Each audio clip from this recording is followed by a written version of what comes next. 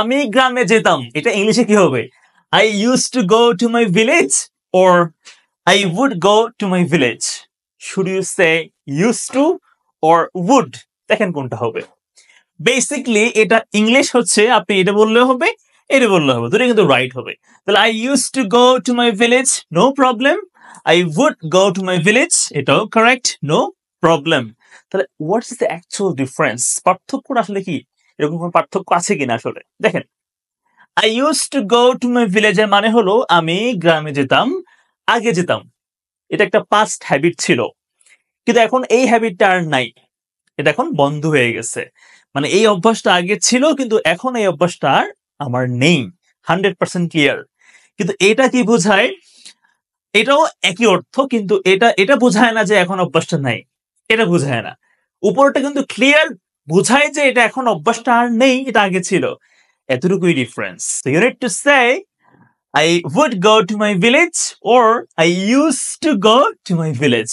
এখানে used to, এখানে would, এরপর অবশ্যই verb 1 হবে go. Okay, now let's practice some more examples. দেখেন, we have some more examples. I used to drive my own car. I used to drive my own car. আমি চালাতাম আমার নিজের গাড়ি। Or you can say I would drive my own car. I would drive my own car or I used to drive my own car. Next. সে আমার সাথে কাজ করতো। He used to work with me. সে কাজ করতো আমার সাথে। He used to work with me, or you can say he would work with me. He would work with me. এরপর দেখেন কি হবে?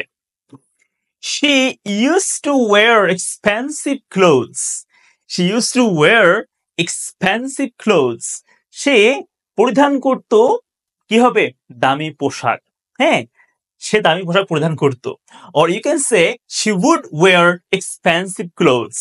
She would wear expensive clothes or she used to wear expensive clothes. ঠিক আছে? এখন বলুন তো এগুলো নেগেটিভ কি হবে? Simple, she didn't used to হবে। হ্যাঁ, she didn't used to, আর পরেরটা হবে she wouldn't। হ্যাঁ, wouldn't এরকম বলতে হবে।